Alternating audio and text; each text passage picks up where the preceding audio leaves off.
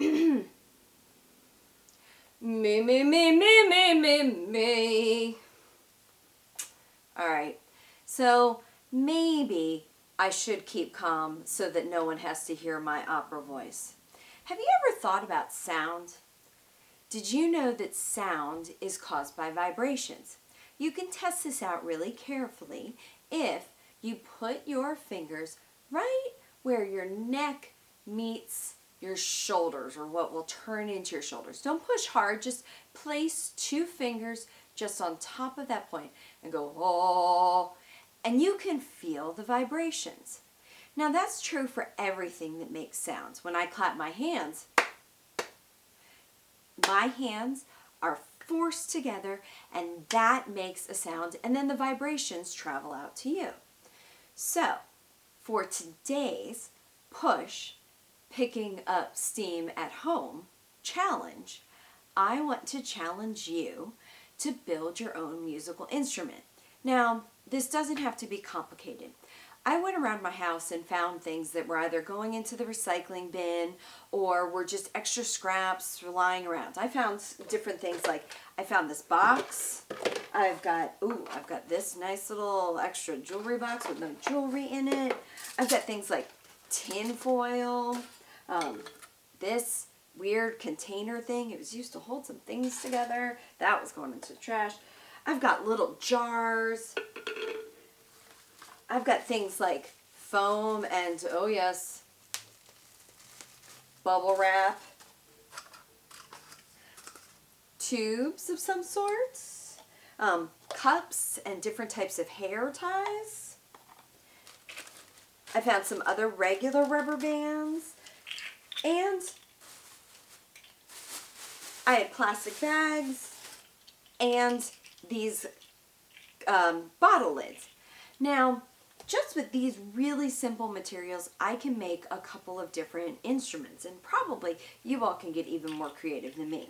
So, if I take my jar and just do something like put the caps in here, then when I shake, sure enough, I'm getting vibrations from those bottle caps rattling around in the jar. Now, to make this more interesting, I want you to make an instrument that doesn't make just one sound, but makes 2.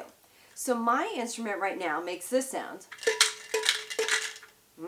Okay, there was kind of a rattle, and there was even a tinny part because this part is vibrating. What happens if I put a piece of foam in here and then close my lid? All right, let's listen. Ooh, all of a sudden I don't have that tin sound. Isn't that interesting? Different materials make different sounds. If I take this same instrument and instead of using my jar, if I put my caps in my jewelry box, do you think it's going to make a different type of sound? Let's see. That's very different sounding than it was in the jar, because the cardboard is a different material. All right, so your challenge is to make an instrument that makes at least 2 different sounds. I showed you how I did it with my bottle cap, jar, and foam concoction. I do want to remind you that there are other things that can vibrate other than just shakers. I can take something like a rubber band, and rubber bands vibrate. Ooh, I hope you could hear that. This one's got a cool sound.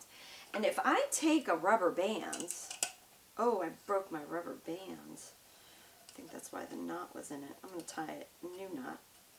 If I take my rubber band, oh, this rubber band is having trouble. I'm going to get a different one. If I take my rubber band and I have it on the top of this jar, I can pluck it and it makes a noise. But if I've got a thicker rubber band and I also wrap it around the jar, ooh, that's got a different sound, doesn't it? I've got, and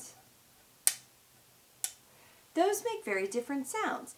These rubber bands, even though they're made of the same type of material, do you notice Not only is this one very long and broken, and this one small and so full, look at those different thicknesses. The thickness of the material helps change the sound because it changes the way the material vibrates.